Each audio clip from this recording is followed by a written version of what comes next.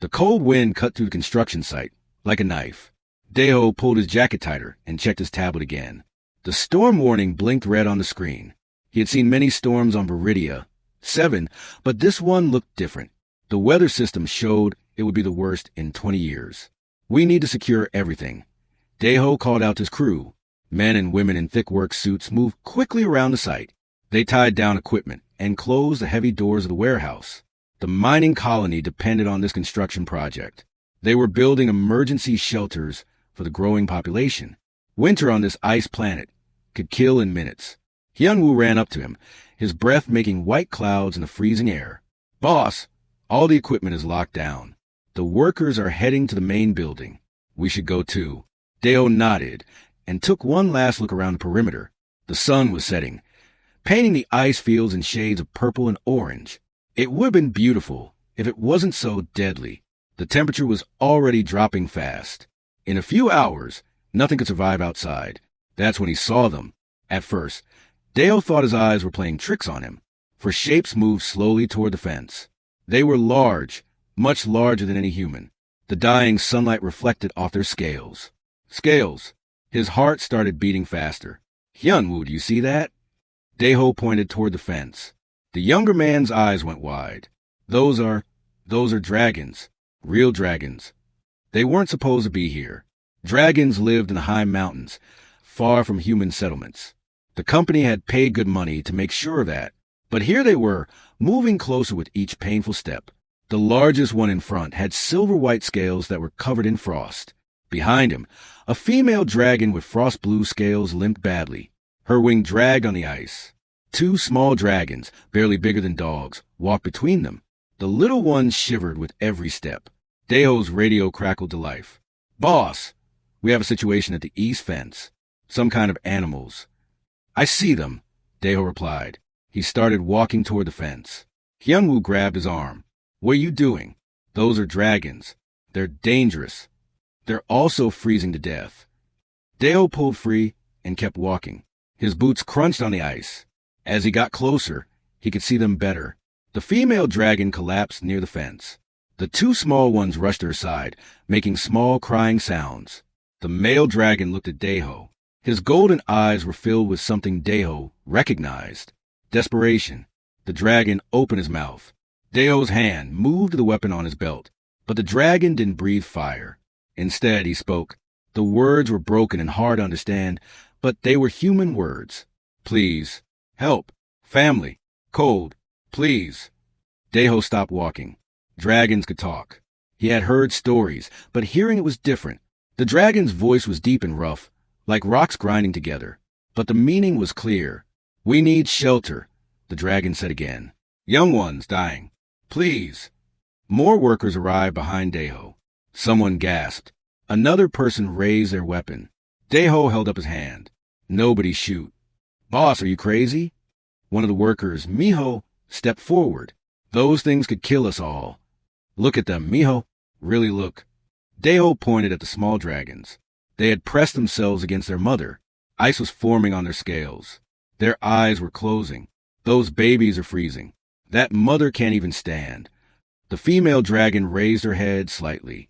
She looked at Daeho with eyes that reminded him of his own wife when she had been sick. The same pain, the same fear, the same silent plea for help. "We can't let them in," Hyunwoo said quietly. "It's against all the rules. The company will fire you. The colony might arrest you." "I know." Daeho looked at the storm clouds rushing closer. Lightning flickered inside them. The wind was getting stronger. "But I also know what happens to anything left outside in that storm." The male dragon took a careful step closer to the fence. He kept his head low, trying to look less threatening. "We go if you want. But young ones cannot fly, cannot walk far. Storm comes. They die." One of the small dragons, the female hatchling, made a soft sound. She was shaking so hard her scales rattled. Ice crystals were forming on her wings. Daeho had children of his own back on Earth. He knew what a parent's fear looked like. "Open the gate," Daeho said. "What?" Several workers spoke at once. "I said open the gate. Now." Daeho used his command voice, the voice that made people move without thinking. A worker named Jaiwin ran to the control panel. Her hands shook as she pressed the buttons. The heavy gate started sliding open with a grinding sound. "Boss, this is insane," Hyunwoo said. "You could lose everything. Your job, your reputation, everything." Daeho watched the dragon family stumble through the gate. The male dragon supported the female. The two small ones stayed close to their parents. They looked so tired, so scared. "Hyunwoo, I came to this frozen rock at the edge of space for a lot of reasons. Better pay, adventure, a fresh start." Daeho turned to look at his assistant. "But I didn't come here to be the kind of person who watches children freeze to death. Not human children. Not any children." The dragons moved slowly across the construction yard. Workers backed away, forming a path. Some looked angry. Some looked scared. But they all moved aside. "The warehouse," Daeho said, pointing to the largest building. "Get them inside. Turn on all the heaters." The male dragon stopped and looked at Daeho. "Thank you. We remember. Dragons always remember." Daeho led them to the warehouse. The building was massive, built to store heavy equipment. Right now it was mostly empty. He hit the controls, and the heating system roared to life. Warm air started flowing from the vents. The female dragon collapsed as soon as they were inside. The two small ones curled up against her. The male dragon stood over them, protecting them even now. Ice melted off their scales, forming puddles on the floor.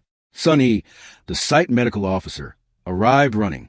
She stopped dead when she saw the dragons. "Daeho, what have you done?" "Something stupid, probably." He looked at the dragon family. The little ones had stopped shaking. They were still scared, but at least they were warm. "Get your medical kit. That mother has a badly damaged wing." "I'm trained for humans, not dragons." "You're trained to heal. So heal." Daeho's radio was going crazy now. Everyone wanted to know what was happening. He turned it off. Hyunwoo stood at the warehouse door, looking out at the approaching storm. The first snowflakes were starting to fall. In minutes, it would be a full blizzard. The communication tower just sent an alert. Hyunwoo said quietly, "Company security wants a full report. They're asking about the gate alarm. Tell them we had a wildlife situation. We're containing it." "That's not exactly a lie," Hyunwoo said with a weak smile. Outside, the storm hit with full force. Wind screamed across the ice fields. The temperature dropped so fast that the windows frosted over instantly. Nothing could survive out there now. Nothing. Inside the warehouse, the dragon family huddled together in the warmth. The small female dragon opened her eyes and looked at Daeho. She made a soft chirping sound, almost like she was saying thank you. Daeho sat down on a supply crate and rubbed his face. What had he done? He had probably just ended his career. Maybe worse. But when he looked at those two small dragons sleeping peacefully against their mother, he knew he would make the same choice again. The male dragon watched him carefully. "You risk much. For strangers. For dragons." "Yeah, well," Daeho shrugged. "Someone once told me that the measure of a person isn't what they do when it's easy. It's what they do when it's hard." The dragon's golden eyes seemed to glow slightly in the dim light. "Wise words. What is your name, brave human?" "Daeho, construction foreman." "And you?" "I am Jiso. This is my mate, Myri. Our daughter, Youngmi. Our son, Taeyung." He looked at his family with such love that it hurt to see. "We have lost everything. Our home, our clan, everything. But now we have our lives. Because of you." The storm raged outside. Inside, an unlikely group huddled in the warmth. A human construction crew and a dragon family. Enemies according to every rule and law. But tonight, they were just people trying to survive the cold. Daeho knew tomorrow would bring trouble.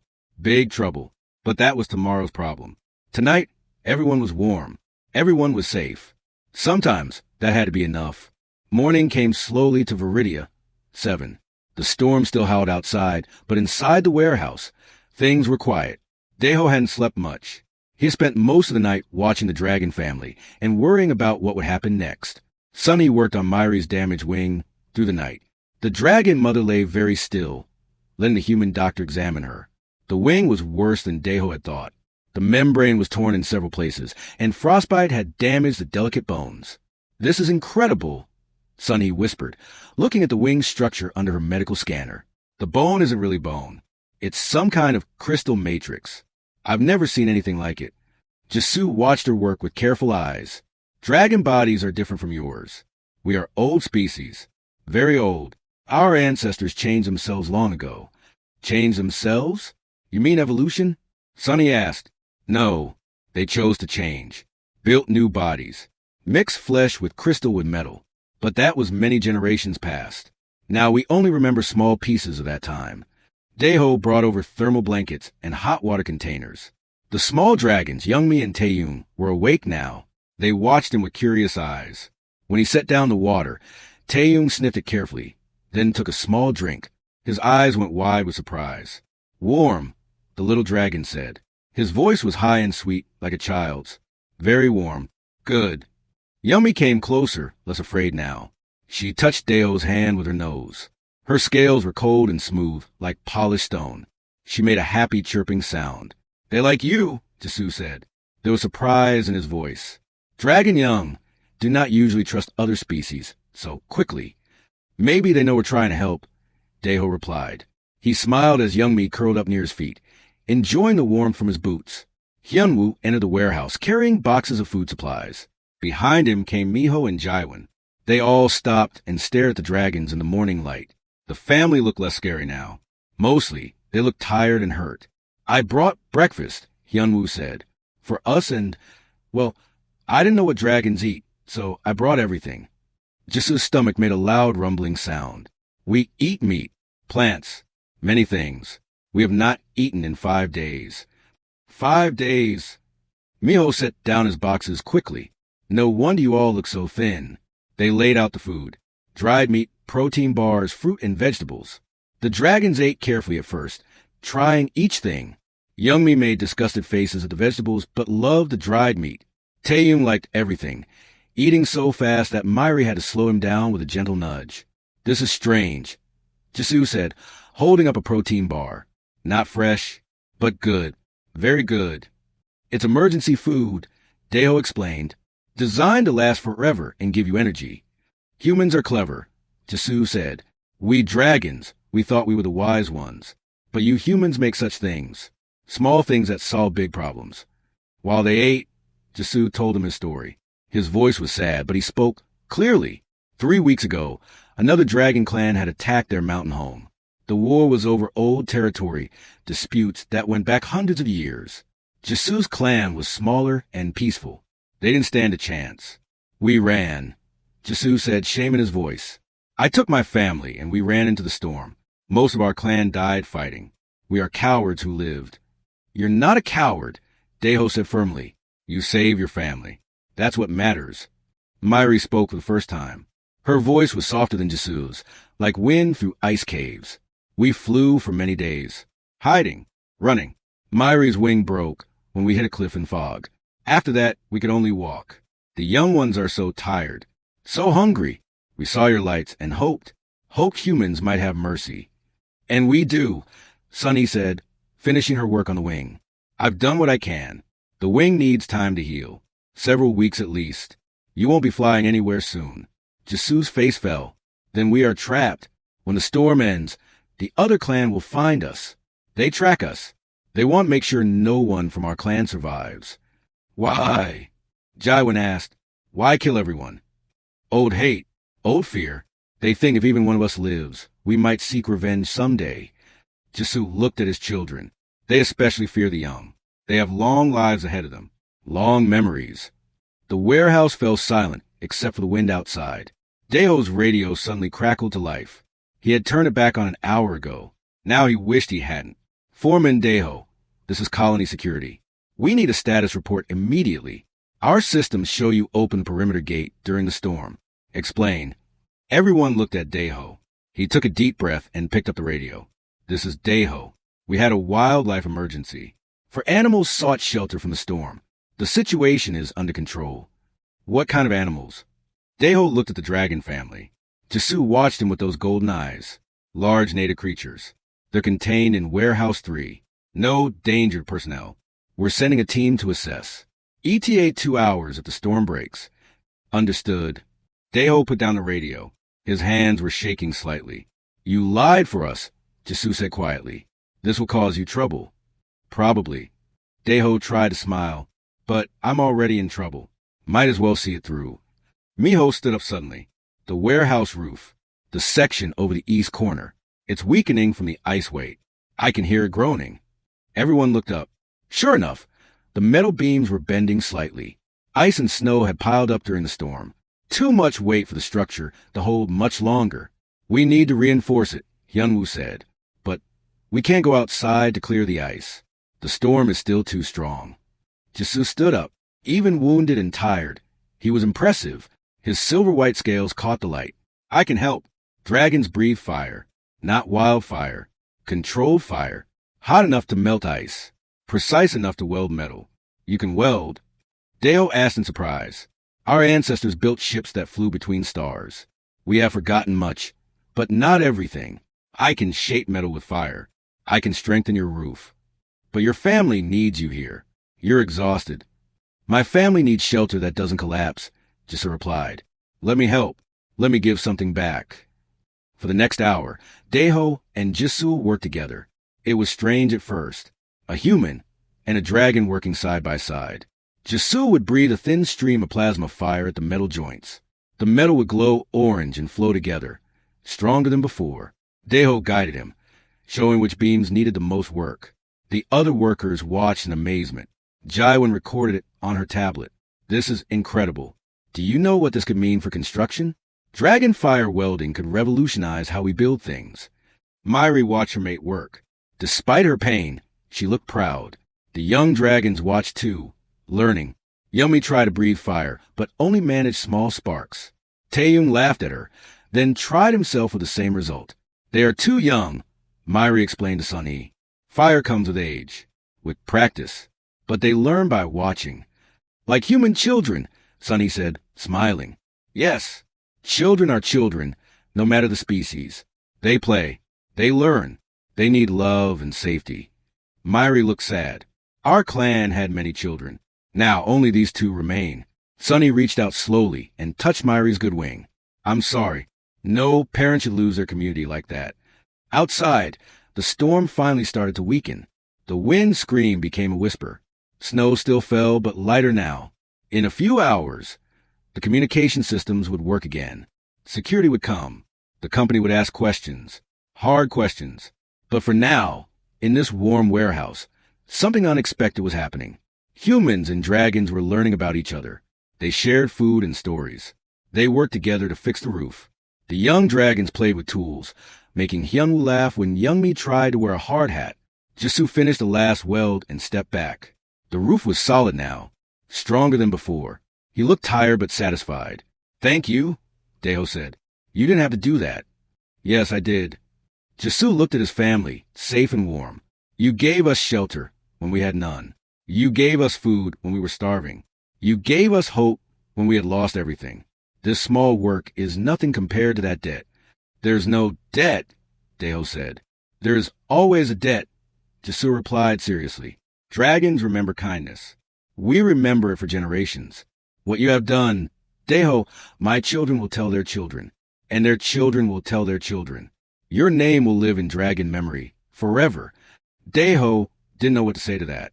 He looked around the warehouse, at his crew accepting these strange visitors, at the dragon family recovering their strength, at the children of two species looking at each other with curiosity instead of fear. Maybe this was how things changed, not with big declarations or treaties, but with small acts of kindness. With people choosing to help instead of hurt, with children playing together while their parents watched and learned. The radio crackled again. Foreman Daeho, the storm is breaking. We're launching the security team now. They'll be there in 90 minutes. Prepare for inspection. 90 minutes. That's all the time they had left before everything got complicated. Before the rules and regulations came crashing down. Before Daeho would have to face the consequences of his choice. But looking at Youngmi and Taeyong sleeping peacefully against their mother, he knew he had made the right choice. Whatever came next, at least these children were alive. At least this family had a chance. Sometimes that had to be enough. The security team never arrived. Another storm system moved in right behind the first one. The Colony Weather Center sent out new warnings. This storm would last 3 more days at least, maybe 4. The communication towers went down again. The construction site was isolated once more. Daeho should have been worried, trapped with dragons and no way to explain it to anyone, but he felt strangely calm. 3 more days meant 3 more days to figure things out. 3 more days for the dragon family to heal and rest. On the second day, something wonderful happened. Miho brought his children to the warehouse. 2 kids, a girl named Yunji who was 8 years old, and her brother Seojun who was 6. Miho had been talking about the dragons at home, and his children begged to meet them. Are you sure about this? Daeho asked. My kids meet dangerous things every day on this ice planet, Miho said with a smile. At least these dangerous things are smart enough to say please and thank you. Yunji walked right up to Youngmi.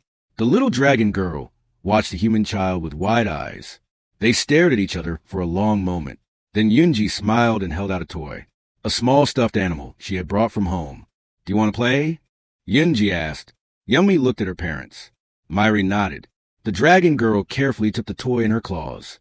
She examined it closely, then made a happy chirping sound. She showed it to Taeyun, who sniffed it with interest. What is it?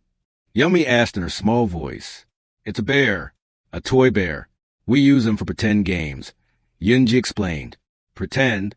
Taeyun tilted his head, confused. Yeah, like this. Seojun picked up a wrench from a nearby toolbox. Pretend this is a spaceship. Zoom, zoom. He made flying sounds and moved the wrench through the air. The dragon children watched in fascination. Then Taeyun picked up a bolt in his claws. Zoom, zoom. He copied Seojun's movements. Both boys laughed together. Within an hour, the 4 children were playing like old friends. They built towers out of supply boxes. They played chase around the warehouse. Language barriers melted away when children played.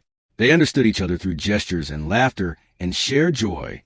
The adults watched in amazement. Jisoo sat next to Daeho on a stack of construction materials. I never thought I would see this, Jisoo said quietly. Dragon young and human young playing together. My grandfather would not believe it. Tell me about your grandfather, Daeho said. Jisoo's eyes grew distant with memory. He was clan elder. Very wise. He remembered the old stories. Stories of when dragons flew between the stars in great ships. When we had cities of crystal and light. When we had technology that could reshape worlds. What happened to all of that? War. Always war. Different clans wanted power, wanted control. They fought with terrible weapons. Weapons that broke planets. In the end, everyone lost. The technology was destroyed or lost. The knowledge died with those who held it. We forgot how to build ships, how to make the great machines. We became primitive, living in caves and mountains, hunting for food like animals. That's so sad, Daeho said. Yes, but also a lesson. Jisoo watched his son play with a human boy. All that power, all that knowledge. It meant nothing when we used it to hurt each other. Maybe losing it was punishment. Or maybe it was mercy. A chance to start again and do better. Sunny joined them. She had been studying the medical scans of Myri's wing all morning. Jisoo, can I ask you something? Your wife's wing structure. It's not natural bone. It's crystalline. Artificial but also alive. How is that possible? I told you. Our ancestors changed themselves, made themselves stronger, added technology to their bodies. The wings have tiny machines inside them, too small to see. They help us fly, help us heal, help us live longer. Jisoo looked at his own claws. All dragons carry this old technology inside us, but we don't know how to use most of it anymore. We just know it's there. That's incredible, Sunny breathed. Do you realize what this means? Your bodies are living museums. You carry technology that humanity has never even dreamed of. If we could study it, learn from it. Many have tried, Jisoo said darkly. That is why some dragons hide. Why some attack humans who come too close. They fear being captured, being cut open to steal our secrets. We would never do that, Daeho said firmly. I know. That is why I tell you. Why I trust you. Jisoo looked at Daeho with his golden eyes. You could have left us to die. Instead, you risked everything. That tells me what kind of human you are. Hyunwoo walked over with his tablet. Boss, I've been thinking. What Jisoo did with the fire welding. If we could replicate that, do you know how much faster we could build? How much stronger our structures could be? We can't replicate it, Daeho said. Only dragons can breathe fire like that. But dragons could work with us, Hyunwoo said excitedly. Partnership. Dragons provide the fire welding. We provide the engineering and design. Together we could build things neither species could build alone. Jisoo listened with interest. You would work with dragons? As equals. Why not? Hyunwoo shrugged. You're smart. You're skilled. You have abilities we don't have. We have abilities you don't have. It makes sense. Myri spoke up from where she rested. There are many dragons like us. Refugees from the clan wars. Hiding. Starving. Afraid. If they knew humans would welcome them, would work with them, would treat them as equals. Her voice filled with hope. They would come. They would help build. They would share what knowledge we still remember. The idea hung in the air like a spark. A small spark that could become a flame. That could become a fire. That could change everything. On the third day, trapped together, something happened that made everything change even faster. A section of the warehouse wall collapsed. Not from the storm. From age and poor maintenance. 3 workers were inside a storage area when it happened. Metal beams crashed down. Boxes fell. Men shouted in fear and pain. Daeho ran toward the collapse. Hyunwoo and Miho were right behind him. They could hear the trapped workers calling for help, but the debris was too heavy, too dangerous. One wrong move and the whole section could come down. We need the heavy equipment, Hyunwoo said, but it will take 20 minutes to get here and set up. They might not have 20 minutes, Miho said, listening to the groaning metal. Jisoo appeared beside them. I can help. Dragon strength is greater than human strength, and I can use fire to cut through the metal safely. It's too dangerous, Daeho said. You could get hurt. So could your people. Let me help. Jisoo didn't wait for permission. He moved to the collapsed section and started lifting beams that would have taken 3 humans to move. His muscles strained. His scales scraped against sharp metal. But he didn't stop. Myri limped over, even with her damaged wing. I can help too. I cannot lift like my mate, but I can see heat. I can tell you where your people are trapped, where it is safe to dig. She closed her eyes and her scales began to glow faintly. There, 3 humans. One is hurt badly, leg trapped. The other 2 are scared but safe. You must go from the left side. The right side will collapse if you touch it.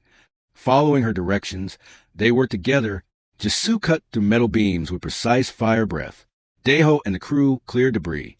They worked as a team, human and dragon, different species with one goal. They pulled out the first worker, then the second. The third man was trapped under a heavy beam. His leg was badly hurt. Jisoo grabbed the beam with both claws and lifted. His whole body shook with effort. Veins stood out on his neck, but he held it. Go! Get him out! Jisoo roared. They dragged the injured man free. The moment he was clear, Jisoo dropped the beam. The whole section collapsed behind them with a thunderous crash. If they had been seconds slower, someone would have died. The rescued workers stared at Jisoo in shock. The dragon was breathing hard. His scales scratched and dented from the work, but he had saved them. A dragon had saved human lives. Thank you, one of the workers whispered. You saved us. Jisoo nodded, too tired to speak. Youngmi and Taeyong ran to their father, worried about him. He smiled at them and touched their heads gently with his snout.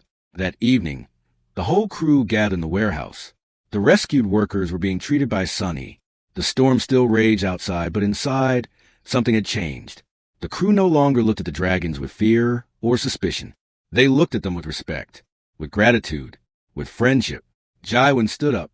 I think we need to be honest about something. When those security people finally get here, they will want to take the dragons away, maybe hurt them, maybe do experiments. We all know that's what happens to unknown species. Murmurs of agreement from the crew. I say, we don't let that happen, Jaiwan continued. These dragons saved our people today. They've worked with us, helped us. Their children play with our children. I say we protect them. All of us, together. One by one, the workers stood up, showing their agreement, showing their commitment. Miho stood. Hyunwoo stood. Even the rescued workers, injured and tired, stood up. Daeho felt emotion catching his throat. His crew, his people, they were willing to risk everything for the dragon family, just like he had. Jisoo looked around at all the standing humans. His eyes were wet. Dragons could cry, Daeho realized. They had tears just like humans. I do not have words, Jisoo said, his voice shaking. In all the long memory of dragons, I do not think anyone has told a story like this. Humans standing with dragons, protecting us when we cannot protect ourselves. This will be remembered, forever remembered. The storm finally broke the next morning. The communication systems came back online. The security team would come today. But they would find something they didn't expect. They would find humans and dragons standing together. They would find a crew ready to protect their friends. Whatever happened next, they would face it together. The security shuttles appeared in the sky just after noon. 3 of them. Deho watched them land outside the construction site. His stomach felt tight with worry. This was it. The moment everything would either work out or fall apart completely. Commander Juno stepped out of the first shuttle. He was a tall man with hard eyes and a harder reputation. Behind him came a squad of armed security personnel. They wore body armor and carried heavy weapons. They looked ready for a fight. Deho walked out to meet them. The cold wind cut through his jacket, but he tried to look calm, confident, like a man who had nothing to hide. "Commander Juno," Deho said, extending his hand.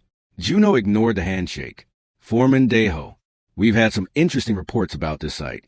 Gate alarms, wildlife containment, radio silence for 4 days. I'm here to inspect everything." "Of course. Right this way." Deho led them toward the warehouse. His heart was beating so fast he thought everyone could hear it.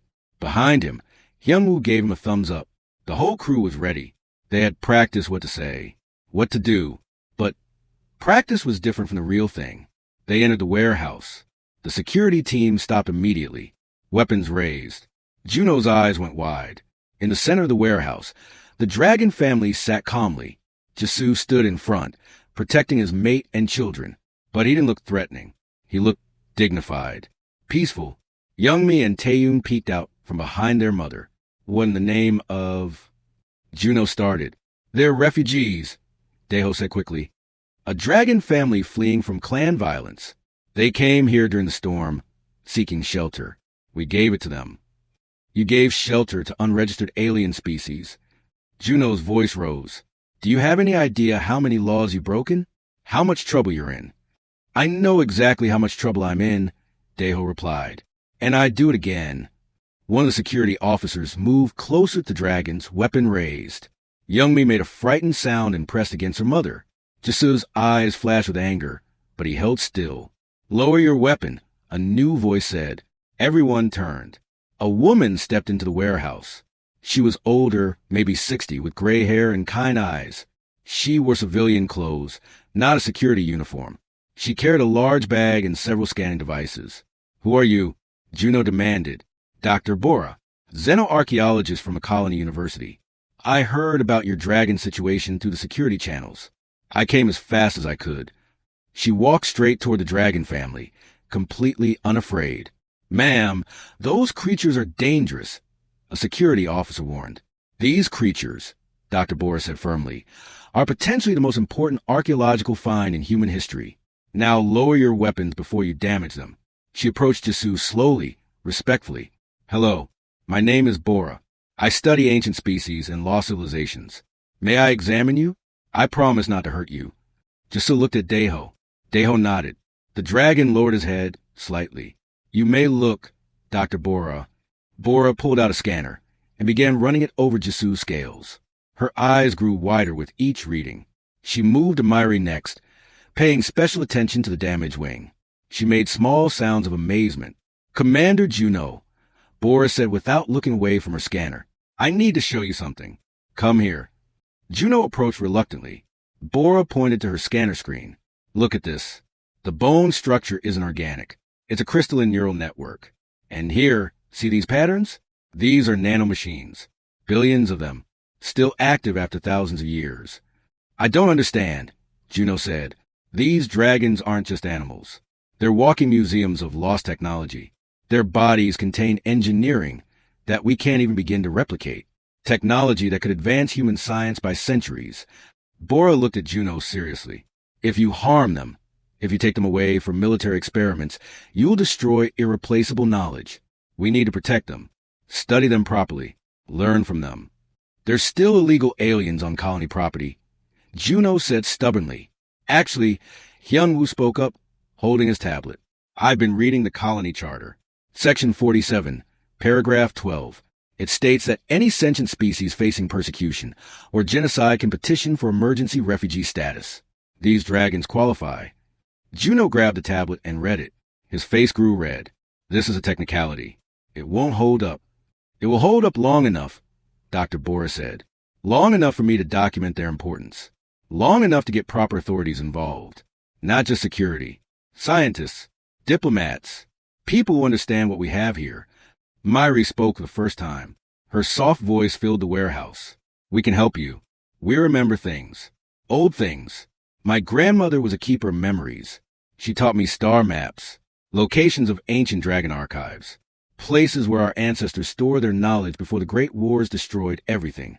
Everyone went silent. Even Juno looked interested now. Archives. Dr. Bora whispered. You know where your people stored their technological knowledge? Yes. I carry the maps in my mind. My grandmother showed me before she died. She said someday, someone worthy might want to learn, might want to understand what we once were. Myri looked at Deho. This human showed us mercy, showed us kindness. I believe humans are worthy. Jisun nodded. We offer trade. You protect us. Protect other dragon refugees. Give us citizenship and safety. In return, we share our knowledge. We lead you to the archives. We help you understand the old technology. That's a generous offer, Dr. Bora said. But there's a problem, isn't there? The other clan. The ones hunting you. Yes, Jisu said heavily. They want the archive locations too. They want to rebuild the old weapons. Start the wars again. They have been tracking us. They will come here soon. Maybe days. Maybe hours. They will attack this place to get to us. Juno's military mind started working. How many dragons in their war party? 12. Maybe more by now. All trained fighters. All angry. Jisu looked at his children. They will kill everyone here if they think it will help them capture us. Then we need to evacuate, Juno said. Get everyone off this site. No, Deho said. Everyone looked at him. If we run, they'll just chase us. And they can fly. We can't outrun flying predators across open ice. We need to stay and defend. Defend with what? Juno laughed bitterly. Construction workers against war dragons? That's suicide. Not construction workers alone, Deho said. Construction workers and dragons together. We have Jisu. He knows how they fight, how they think, and we have human technology. Weapons, defenses. If we work together, we have a chance. Jisu stepped forward. I will help. I know their leader, Warlord Kirax. He is strong but arrogant. He makes mistakes when he is angry. We can use that. This is insane, one of the security officers said. Maybe, Hyunwoo said. But what choice do we have? If we let them take this family, we lose access to the archives. We lose the chance to learn from them. And we prove to the dragon world that humans can't be trusted, that we'll hand over refugees to their enemies. Dr. Bora touched Juno's arm. Commander, I know this is what you expected to find here, but sometimes the universe gives us opportunities we never anticipated. Juno looked around the warehouse, at the dragon family, at the determined workers, at Dr. Bora with her pleading eyes, at Deho standing straight and unafraid. He sighed deeply. How much time do we have? 2 days, Jisu said. Maybe 3. They will wait for good flying weather. Then they will come. 2 days to prepare, Juno said, his mind already working on tactics. We'll need to fortify this position, set up defensive perimeters, prepare weapons. He looked at Deho. You're still in massive trouble when this is over. But for now, I need your knowledge of this site. Every building, every resource. You'll have it, Deho promised. Yumi crawled out from behind her mother. She walked up to Juno on her small legs. The commander looked down at the little dragon. She tilted her head and chirped softly. She wants to know if you're going to protect us, Myri translated. She's asking if you're a good human like Deho. Juno knelt down. He looked at the small dragon girl with her scared eyes and trembling scales. He reached out slowly and touched her head. She didn't pull away. Yeah, kid, Juno said quietly. I'm going to protect you. All of you. Yumi made a happy sound and rubbed against his hand. Juno smiled. It changed his whole face. Made him look younger. Kinder.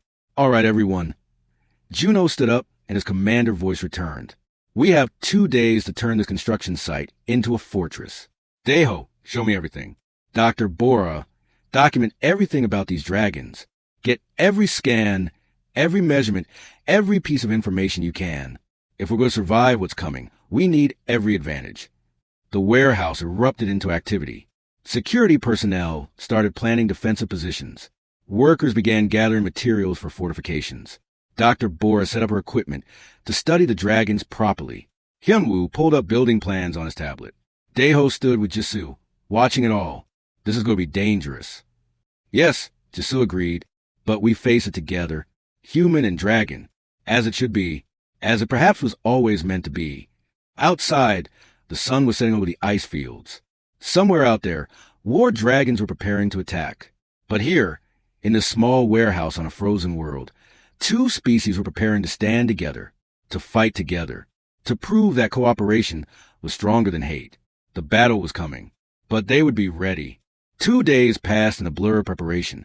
The construction site transformed into a defensive position. Security personnel set up weapons on the rooftops. Workers welded metal barriers across open areas. Jisoo taught them where dragons would likely attack from and how to counter their fire breath with water systems. Hyunwoo worked with Jisoo to create something new. They attached dragon fire channels to the defense turrets. When dragons breathed fire into these channels, the turrets could shoot plasma bolts instead of regular bullets. It was dangerous and experimental, but it might work. Myri, despite her injured wing, helped Sunhee prepare medical stations. Dragon healing knowledge combined with human medicine. They set up supplies for both species. Everyone hoped they wouldn't need them, but they prepared anyway. The children didn't fully understand what was happening. Youngmi and Taeyong played with Yunji and Seojun, watched over by Jaiwon and other workers. They kept the young ones busy, kept them from being too scared. On the morning of the third day, the attack came. Youngmi sensed them first. Her scales began to glow slightly, responding to the heat signatures of approaching dragons. She ran to her father, chirping an alarm. They come, Jisoo announced. 12 war dragons. From the north. Positions, everyone. Juno shouted. Security personnel ran to their posts. Workers grabbed weapons. Everyone knew their role. The war dragons appeared as dark shapes against the morning sky. They were larger than Jisoo, with black and red scales that looked like armor. They flew in formation, disciplined and deadly. At their lead was a massive dragon, twice the size of the others. His scales were blood red. Warlord Kirax, Jisoo said quietly. My cousin. Once we were friends. Now he wants me dead. The war dragon circled the construction site once. Kirax roared, a sound that shook the buildings. Then he spoke in a voice like thunder. Jisoo the coward, we know you hide here with the humans. Come out and face justice. Your clan betrayed the old ways. You all deserve death. Give us your family and we will spare the humans. He's lying, Jisoo said. He will kill everyone anyway. Daeho stepped forward with a megaphone. His voice boomed across the site. This is Foreman Daeho. You are attacking a protected colony site. Leave now or face the consequences. Kirax laughed. Humans, always so brave with their little toys. We are dragons. We ruled the stars when your species lived in caves. What can you do to us? Let's show them, Juno said. He gave the signal. The defense turrets opened fire, not with bullets, but with plasma bolts powered by dragon fire. The shots screamed through the air, glowing orange and blue. 2 of the war dragons were hit immediately. They roared in pain and surprise. Force a land. Impossible. Kirax roared. Humans don't have plasma weapons. They do now. Jisoo called back. This is what cooperation brings. What we can build together. Kirax's eyes burned with rage. Then you all die together. Attack. The war dragons dove. They breathed fire at the buildings. But the workers activated the water systems. Jets of water met the flames, creating huge clouds of steam. In the confusion, security forces fired their weapons. More plasma bolts. Regular bullets. Anything they had. One war dragon crashed into a barrier. Another pulled up too late and hit a building. They had expected easy prey. Instead, they found organized resistance. But they were still war dragons. Trained fighters with centuries of experience. Kirax landed in the center of the construction yard. He was enormous up close. His claws tore into the ground. His tail smashed through a storage building. Security personnel fired at him, but his scales were too thick. The bullets bounced off. You need bigger guns. Kirax laughed. Jisoo landed in front of him. Face me, cousin. This is between us. Ah, Jisoo. So brave now. Where was this bravery when your clan burned? You ran like prey. Kirax circled him slowly. I will kill you slowly. Make you watch as I eat your hatchlings. You will not touch my children. Jisu charged. The two dragons collided with tremendous force. They bit and clawed at each other. Their tails whipped around, smashing everything nearby. Fire breath met fire breath, creating explosions of heat. The humans had to fall back. This was a dragon battle, ancient and terrible. But Jisu was smaller, weaker from weeks of running and hiding. Kirax threw him aside like a toy. Jisu crashed into a building, dazed and bleeding. Pathetic, Kirax said. He moved toward Jisu to finish him. Myri screamed. Despite her broken wing, she threw herself at Kirax. She couldn't hurt him, but she could distract him, give Jisu time to recover. Kirax swatted her aside. She hit the ground hard. No! Youngmi cried. The little dragon girl broke free from the warehouse where the children were hiding. Taeyong ran after her. They rushed to their mother's side. Kirax saw them and smiled cruelly. The hatchlings. Perfect. I'll start with them. He opened his mouth, fire building in his throat. The little dragons couldn't escape, couldn't defend themselves. Time seemed to slow down. Then something happened. Something no one expected. Youngmi's scales began to glow. Not just a little. They blazed with light. Taeyong's scales did the same. The two hatchlings stood over their mother, and a shield appeared around them. A crystalline barrier of pure energy. Ancient technology awakening in response to their fear and love. Kirax's fire blasted the shield and reflected back at him. He roared in pain and shock. Impossible. They're too young to access the old technology. Maybe dragon children are stronger than you thought, Daeho said. He had run closer during the confusion. Now, he stood near the dragon family. Not to fight. He couldn't fight a war dragon, but to stand with them, to show they weren't alone. Other humans joined him. Hyunwoo, Miho, Sunhee, Jaiwon, even some of the security personnel. One by one, they formed a circle around the dragon family, protecting them with their own bodies if necessary. Juno stepped forward. You want to know what humans can do? We stand with our friends. We protect those who can't protect themselves. We don't abandon people just because they're different from us. More war dragons landed, preparing to attack the humans. But they hesitated. They had never seen anything like this. Humans willing to die for dragons. It made no sense to them. Jisu stood up, bleeding but determined. Kirax, you want to destroy my family to end the hope for peace. But look at what we've built here in just days. Humans and dragons working together, fighting together, standing together. You can kill us all, but you cannot kill this idea. Other dragons will see. Other humans will see. Change is coming. Then I'll kill everyone, Kirax snarled. No witnesses, no story. He gathered all his power for one massive fire blast. But before he could release it, Dr. Bora's voice came over the loudspeakers. Warlord Kirax, I am Dr. Bora, xenoarchaeologist. I have just transmitted everything that happened here to the Galactic Council. Video, audio, everything. Thousands of beings across the galaxy are watching right now. If you kill these people, the entire galaxy will know. Dragons will be branded as murderers. Humans will hunt your species to extinction. Is that what you want? Kirax hesitated. His fire died in his throat. He looked around at the cameras Bora had set up, at the transmission equipment. His warriors looked at him, waiting for orders. This isn't over, Kirax finally said. The archives are mine by right. The archives belong to all dragons, Myri said, standing despite her pain. To share, to learn from, not to make weapons. The old ways led to destruction. These humans offer us a new way. Partnership, cooperation, hope. One of Kirax's warriors, a younger dragon, stepped forward. Perhaps we should listen. I am tired of war, tired of running. If humans offer peace, maybe we should accept. Traitor, Kirax hissed. Not a traitor, just tired. The young dragon looked at the human dragon group, tired of fighting, ready for something different. Two more war dragons moved to stand with him. Then another. Half of Kirax's force was abandoning him. They had seen something that moved them. Humans risking everything for dragons. Young hatchlings unlocking ancient power through love and protection. A different future than endless war. Kirax saw he was losing. His army was breaking apart. His mission was failing.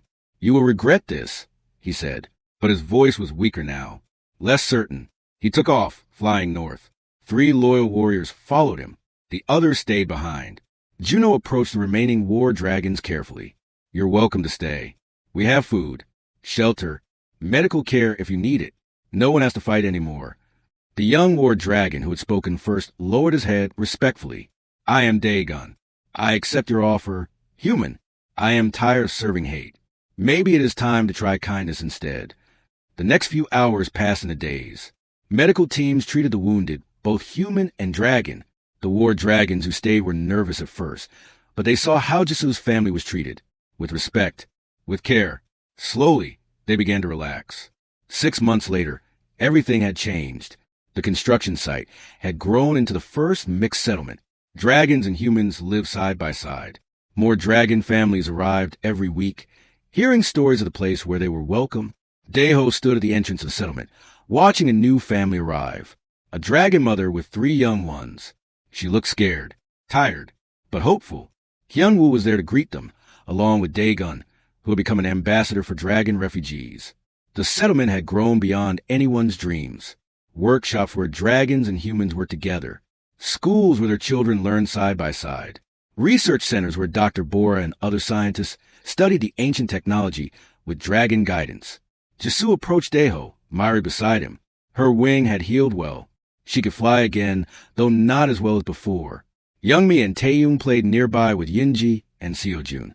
The 4 children were inseparable now. I have been thinking, Jisu said, about that first night.